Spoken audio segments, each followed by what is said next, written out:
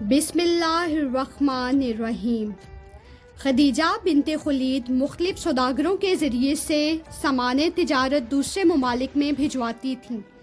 جب وہ واپس آتے تو اپنا منافع رکھنے کے بعد ان سوداگروں کو ان کا حصہ دے دیتی تھیں۔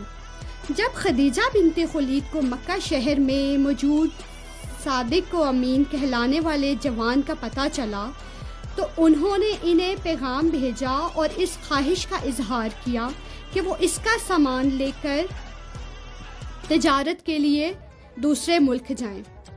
کیا جوان نے خدیجہ بنت خولید کی پیشکش قبول کر لی؟ تاکو نے پوچھا۔ ہاں، جوان نے ان کی یہ پیشکش بڑی خوش دلی سے قبول کی۔ تجارتی قافلہ روانہ ہوا تو خدیجہ نے اپنے خادم خاص میسرہ کو بھی ہمراہ بھیجا۔ میسرہ دوران سفر سامان کی فروخت کے موقع پر اس نوجوان کے تمام معاملات کو بغور دیکھتا رہا۔ اس نے دیکھا کہ اس بار اس کی مالکہ خدیجہ بن خولید کے سامان تجارت پر دوسرے سوداگروں کے مقابلے میں بہت زیادہ منافع ہوا ہے۔ میسرہ نے سفر سے واپس آ کر اس جوان کے اوصاف اور حرکات و سکنات سے اپنی مالکہ خدیجہ بنت خولید کو آگاہ کیا۔ کیا مکہ شہر کی اس امیر خاتون نے جوان کی امانت و دیانت سے خوش ہو کر اسے ضرورت سے زیادہ معاوضہ دیا؟ باکو نے سوال کیا۔ خدیجہ بنت خولید جوان کی امانت اور دیانت سے اس قدر متاثر ہوئیں کہ زیادہ معاوضہ تو ایک طرف خود کو اس جوان کے حوالے کرنے کا فیصلہ کر لیا۔ اور کیا مطلب؟ سردار نے حیرت سے پوچھا۔ مطلب یہ کہ عبداللہ نے بتانا شروع کیا۔ خدیجہ بنت خولید اس جوان کے اخلاق و کردار اور امانت و دیانت سے اتنی زیادہ متاثر ہوئیں کہ انہوں نے اپنی ایک سہیلی کے ذریعے سے اس جوان سے شادی کرنے کی خواہش کا اظہار کیا۔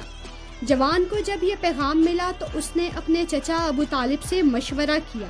چچا کے مشورے سے جوان نے رشتہ منظور کر لیا اور مکہ کے شہر اس محترم خاتون سے شادی ہو گئی۔ شادی کے وقت جوان کی عمر 25 سال اور اس قریشی خاتون کی عمر 40 سال تھی۔ مکہ کی سب سے زیادہ دولت مند خاتون سے شادی کے بعد اس جوان کے وارے نیارے ہو گئے۔ عیش و عشرت کا سلسلہ شروع ہو گیا۔ شاکو نے خیال ظاہر کیا۔ وہ جوان تو ابتدائی عمر میں پورے شہر میں نیک اور صادق و امین کے طور پر مشہور ہو، وہ بھلا نیکی کے کاموں کو چھوڑ کر عیش و عشرت میں کیسے مبتلا ہو سکتا تھا؟ اس جوان نے شادی کے بعد نیکی کے کاموں میں اور بھی زیادہ حصہ لینا شروع کر دیا۔ اگر کوئی با اثر شخص کسی غریب آدمی کو تنگ کرتا یا زیادتی کرتا تو یہ جوان اس غریب آدمی کی ہر ممکن مدد کرتا۔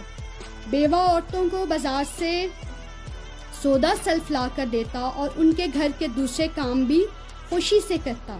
یہ جوان دیانت، دانائی اور عقل مندی میں بھی اہل مکہ میں سب سے زیادہ ممتاز تھا، عبداللہ نے بتایا۔ اس بات کا اندازہ کس طرح ہوا کہ جوان دوسرے لوگوں سے زیادہ عقل مند اور دانا تھا؟ تاکو نے پوچھا۔ صرف ایک واقعے سے آپ لوگ اس جوان کی ذہانت اور عقل مندی کے کاہل ہو جائیں گے۔ واقعہ اس طرح ہے، عبداللہ نے بتانا شروع کیا۔ مکہ خشک پہاڑوں کے درمیان گھرا ہوا شہر ہے۔ اللہ تعالیٰ کے حکم سے اس کے ایک نیک بندے اور نبی حضرت ابراہیم علیہ السلام نے اپنے بیٹے حضرت اسماعیل علیہ السلام کے ساتھ مل کر اللہ کی عبادت کے لیے مکہ میں اللہ کا گھر بنایا، جسے خانہ کعبہ کہتے ہیں۔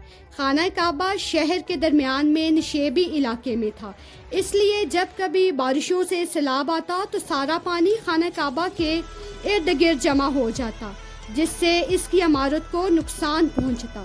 ایک وقت ایسا آیا کہ خانہ کعبہ کی عمارت سیلابوں کی وجہ سے اتنی کمزور ہو گئی کہ کسی بھی وقت گر سکتی تھی۔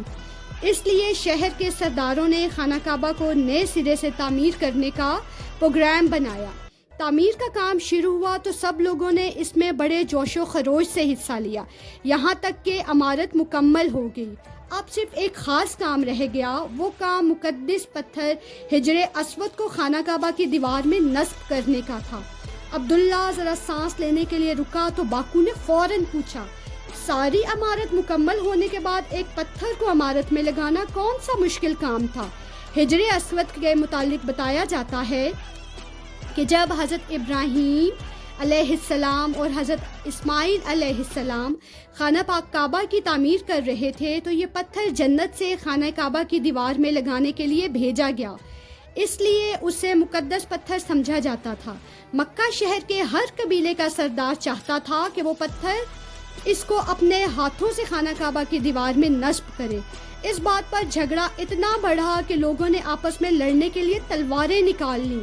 اس نازک موقع پر مکہ کے ایک بزرگ سردار ابو امیہ مخزومی نے مشورہ دیا کہ کل جو شخص سب سے پہلے خانہ کعبہ میں داخل ہو اسے اس مسئلے کے حل کے لیے کہا جائے۔ سب لوگوں نے بوڑھے سردار کی بات مان لی اور اگلے روز کا انتظار کرنے لگے۔ تمام لوگوں نے دیکھا کہ اگلے روز سب سے پہلے خانہ کعبہ میں داخل ہونے والا وہی جوان تھا جسے سب لوگ صادق اور امین کے نام سے پکارتے تھے۔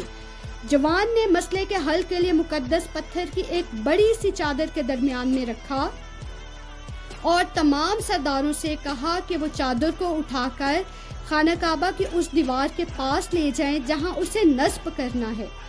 جب مقدس پتھر مقررہ جگہ پر پہنچا تو اس جوان نے اپنے ہاتھوں سے حجرہ اسود وہاں نصب کر دیا۔